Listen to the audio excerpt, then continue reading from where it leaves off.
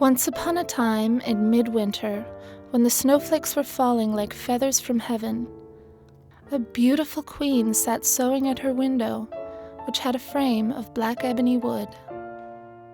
As she sewed, she looked up at the snow and pricked her finger with her needle. 3 drops of blood fell into the snow. The red on the white looked so beautiful that she thought, if only I had a child as white as snow, as red as blood, and as black as this frame. Soon afterward, she had a small baby girl that was as white as snow, her cheeks were red as blood, and her hair as black as ebony wood, and therefore they called her Little Snow White. Unfortunately, soon after her child was born, the queen became very sick and passed away from her illness. After 1 year, the king got married again. Now, the new queen was the most beautiful woman in all the land, and very proud of her beauty. She couldn't stand the thought that anybody could be more beautiful than she. The queen had a magic mirror in her room. She often stood in front of it every morning, staring at her own reflection and asking,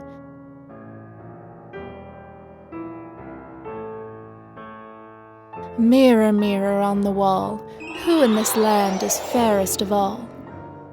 And the mirror always said, "You, my queen, are fairest of all."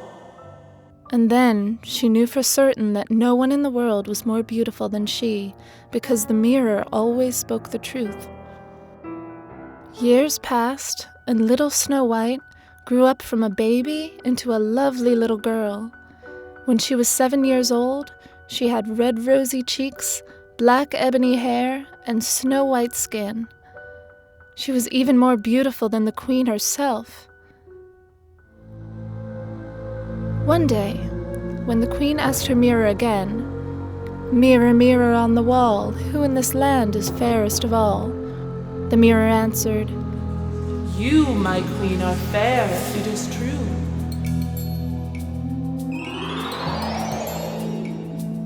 But little Snow White is 1,000 times fairer than you."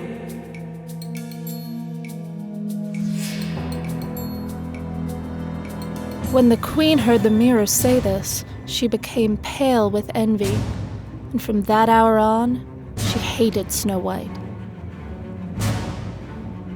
Whenever she looked at her, she thought that Snow White was to blame, that she was no longer the most beautiful woman in the world. This turned her heart around. Every day, having to look at the girl made her anger and jealousy grow stronger.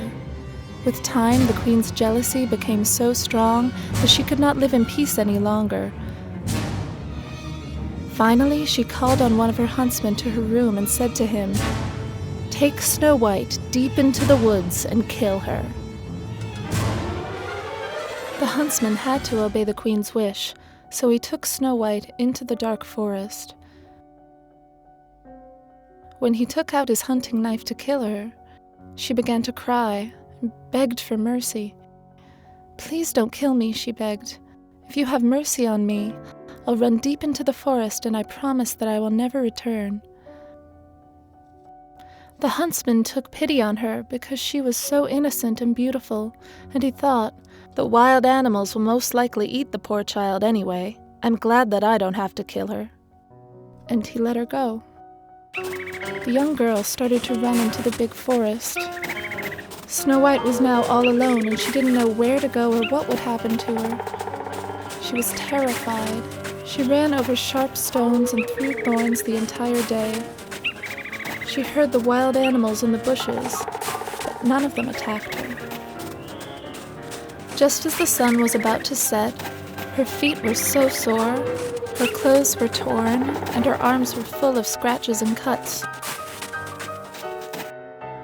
She couldn't go any further, and she noticed a little house close to the mountains. She came closer and knocked on the door, but nobody answered. She tried the door, it was open, and so she walked in. Everything in the house was so small, but neat and orderly. There was a little table with a white cloth on top, with 7 little plates, 7 little spoons, 7 little knives and forks, 7 little mugs, and against the wall there were 7 little beds, all freshly made. Snow White was very hungry and thirsty, but she didn't want to take anybody's dinner. So she ate a few vegetables and a little bread from each plate, and from each little glass she drank a drop of water. Because she was so tired, she wanted to lie down and go to sleep. She tried each of the 7 little beds, one after the other, but none of them felt right. Somehow, every single one seemed too long or too short, too hard or too soft. None of them felt comfortable until she came to the 7th one, and she lay down in it and fell asleep.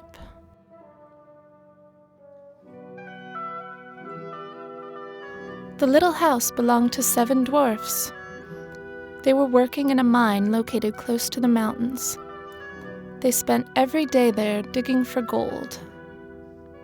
When night came, the 7 dwarfs returned home from work.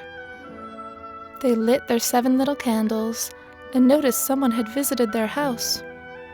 The first dwarf said, "Who has been sitting in my chair?" The second one asked, "Who has been eating from my plate?" The third one exclaimed, "Who has been eating my bread?" The fourth one, "Who has been eating my vegetables?" The fifth one, "Who has been sticking with my fork?" The sixth one, "Who has been cutting with my knife?" The seventh one, "Who has been drinking from my mug?" Next, the dwarfs noticed that their beds weren't as neat as they were when they left in the morning. Then the first dwarf said, "Who stepped on my bed?" "And someone has been lying in my bed," said the second dwarf. And so forth until the 7th one. And when he looked at his bed, he found Snow White lying there in a deep sleep. "Look, someone is in my bed," he said. The 7 dwarfs all came running to look. They fetched their 7 candles and looked at Snow White. "Good heaven! Good heaven!" they cried. "She is so beautiful," they all said. Because they did not want to wake her up, they tiptoed away. When bedtime came, since the 7th dwarf didn't have his own bed, he had to sleep with his companions, 1 hour with each one, until the night was done. When Snow White woke up and saw 7 dwarfs, she was very afraid. But they were nice to her and asked her who she was and how she had found her way to their little house. "I'm Snow White," the girl said. "Who are you?" she asked. "My name's Smiley," said the first dwarf. "They call me Sleepy," said the second one. "I'm Grumpy," answered the third. "Call me Bashful," said the fourth dwarf. "They call me Dopey," said the 5th dwarf. "My name is Sneezy," said the 6th one. "And I'm the Doc," proudly said the oldest one and asked, "How in the world did you find our little house in the middle of the dark forest?" Then Snow White told them how her mother had tried to kill her, how the huntsman had spared her life, how she had run the entire day, finally coming to their house. After the dwarfs heard this story, they pitied her and said, "If you will keep house for us, and cook, sew, make beds, wash, and knit, and keep everything clean and orderly, then you can stay here with us, and you'll have everything that you want." Snow White was so happy, she agreed to stay with the dwarfs. After breakfast, the dwarfs left the house, but before they warned her. "We will be working all day in the mine, digging for gold," they said. "You are alone in the house. Remember, do not let anybody in. If your stepmother finds out you're alive, she might look for you here and try to hurt you." Snow White promised to take heed of their warning. Meanwhile, in the castle, the queen thought that she was again the most beautiful woman in the land. She believed that Snow White was dead and there was nobody on earth more beautiful than her, After a few days, she stood up in front of the magic mirror and asked her favorite question.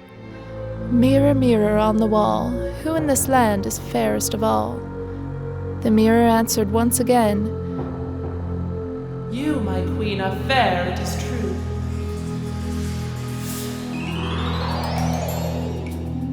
But little Snow White beyond the 7 mountains is 1,000 times fairer than you." She couldn't believe her ears. It startled the queen to hear this because she knew that the mirror always spoke the truth. She knew that the huntsman had betrayed her. Because only the 7 dwarfs lived in the 7 mountains, she knew at once that they must have rescued her. She began to plan immediately how to kill Snow White, because she would have no peace until the mirror once again said she was the most beautiful woman in the land. But how could she do it? She knew that Snow White should not recognize her, so she decided to disguise herself to look as an old peddler woman who was going from house to house selling laces from her basket. She colored her face so that no one would recognize her and went to the dwarf's house. Snow White was very satisfied with her life. The dwarfs went every morning to work, and every night they returned home, Snow White had made food ready for them. She did their laundry and always kept the house clean and neat. Until one morning, when she was preparing dinner for the dwarfs and she heard a knock on the door. "Open up! Open up! I'm an old peddler woman with beautiful laces for sale." Snow White peered out the window. "What do you have?" "Bodice laces, dear child," said the old woman and held one up. It was braided from yellow, red, and blue silk. "Would you like this one?" "Oh, yes," said Snow White, thinking, "what bad could that poor woman ever do?" So she unbolted the door and let the old peddler in. "You are not laced up properly," said the old woman. "Come here, I'll do it better." Snow White stood before her, and she took hold of the laces and pulled them so tight Snow White could not breathe. And she fell down as if she were dead. Then the old woman was satisfied and left the house. Nightfall soon came, and the 7 dwarfs returned home. They were horrified to find their dear Snow White lying on the ground as if she were dead. They lifted her up and saw that she was laced up too tightly. They cut the bodice laces in two, and then she could breathe and came back to life.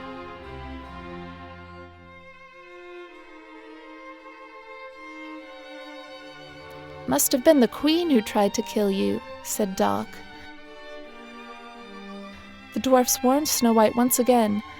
"Take care, child, but remember, do not let anyone in the house again." As soon as the horrible stepmother got to the castle, she took off her costume and stepped in front of the magic mirror. "Mirror, mirror on the wall, who in this land is fairest of all?" The mirror answered once again, "You, my queen, are fair, it is true.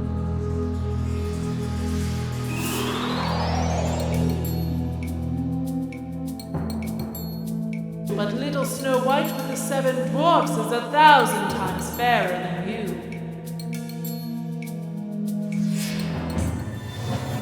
She was so horrified that the blood all ran to her heart, because she knew that Snow White had come back to life. Then for an entire day and night, she planned how she could get rid of her. Finally, she made a poisoned comb. Again, she disguised herself differently and walked through the dark forest.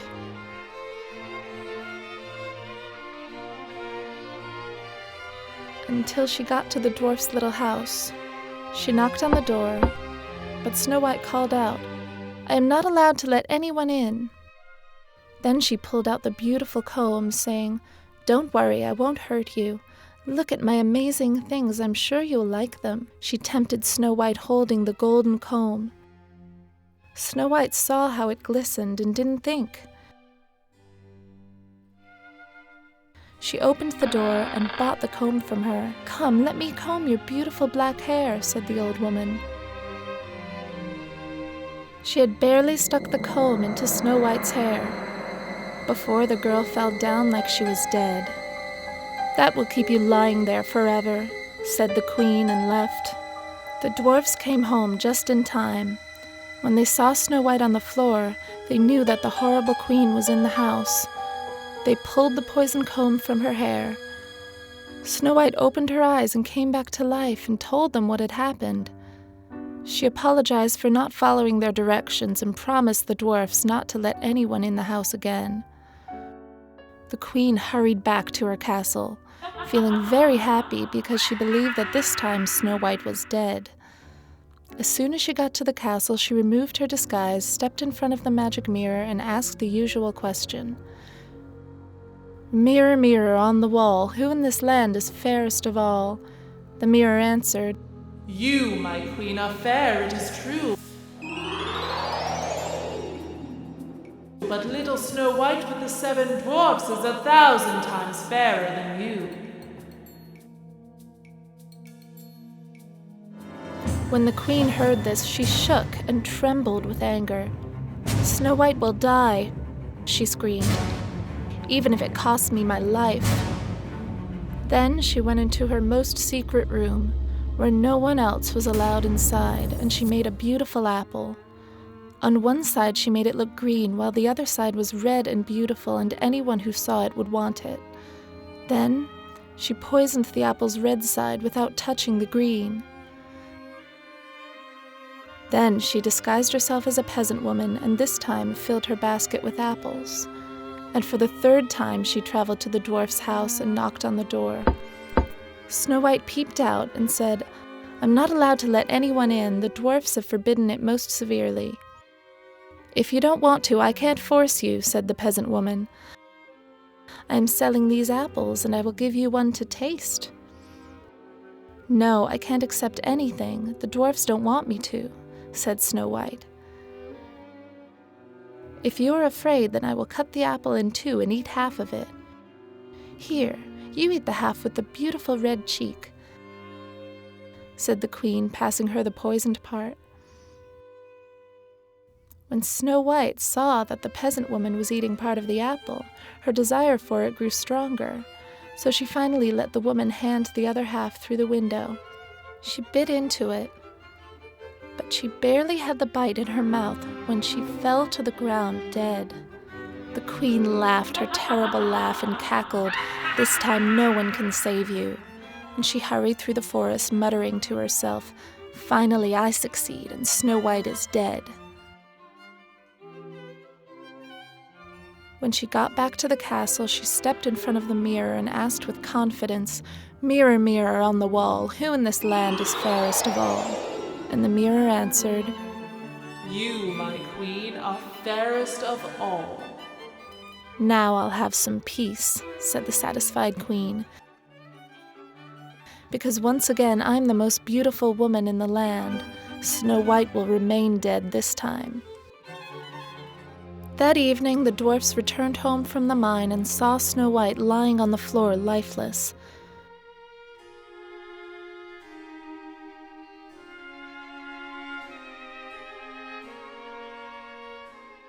They tried everything to bring her back to life. They loosened her laces and looked in her hair for something poisonous, but nothing helped. The dwarfs' hearts were broken. They laid her on a bed, and all 7 sat next to her and cried for 3 days and nights.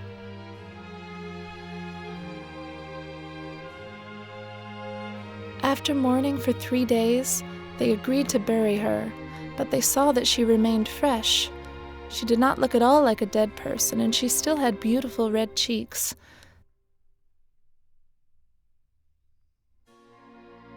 So they decided to make a glass coffin for her, and laid her inside so they could still look through the glass at beautiful Snow White. They wrote her name on the coffin in gold letters. "Here lies Snow White, the king's daughter," and placed the glass coffin in the front of their house, where one of them always stayed awake beside her, and kept watch over her body. They lit 7 little candles around the coffin so they could see her even at night. Snow White lay there in the coffin a long, long time, just like she was sleeping. Her skin was still as white as snow, cheeks as red as blood, and hair black as ebony wood. She lay there as if she were asleep.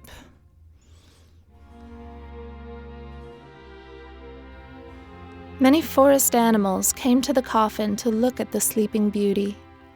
Though Snow White lay in the glass coffin for many years, she looked as if she was alive and only sleeping. One day, a young prince came to the dwarf's house and wanted shelter for the night. When he accidentally noticed Snow White lying there in a glass coffin, illuminated so beautifully by 7 little candles, he could not get enough of her beauty. He read the golden inscription and saw that she was the daughter of a king. He asked the dwarfs to sell him the coffin with the dead Snow White, but they would not do this for any amount of gold. But the prince continued begging, "I can't live without her. If you give her to me, I promise to take care of her, adore her, and honor her as my most cherished thing on earth for the rest of my life." After these words, the dwarfs took pity on him and gave him the coffin. When the prince's servants were carrying the coffin to his castle, they tripped over a big tree's roots. They suddenly dropped the coffin on the ground, and the princess got shaken so strongly that the terrible piece of apple she had bitten off came out of her throat, and Snow White came back to life. She opened her eyes and asked with surprise, "Where am I?" When the prince saw what just happened, his heart filled up with joy. He told Snow White what had happened and how he had fallen in love with her at first sight. And then he asked, "Would you marry me and live with me in my father's castle?" Snow White agreed to marry the young prince. Snow White said goodbye to the dwarfs who had been so friendly and taken care of her so well. Even though the dwarfs were so sad to lose Snow White, they were very pleased to know that she was alive and that she will be happy with the prince. Their wedding celebration was set for the next day. Everyone in the land was invited. Even Snow White's stepmother was invited as well. That morning, when she was getting ready to go to the wedding, she decided to wear her most beautiful clothes, and right before leaving, the queen stepped before the mirror and asked, "Mirror, mirror, on the wall, who in this land is fairest of all?" And the mirror answered, "You, my queen, are fair, it is true.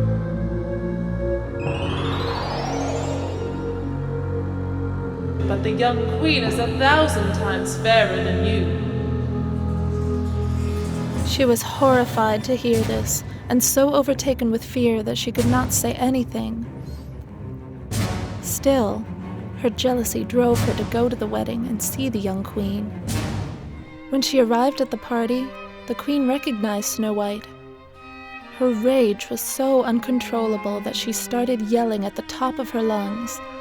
The guards took her and threw her into the dungeon, where she stayed until the end of her days. Snow White and the prince had a beautiful wedding and lived happily ever after. Why do birds suddenly appear every time you are near? Just like me, they long to be close to you. Why do stars fall down from the sky every time you walk by? Just like me, they long to be close to you. On the day that you were born, the angels got together and decided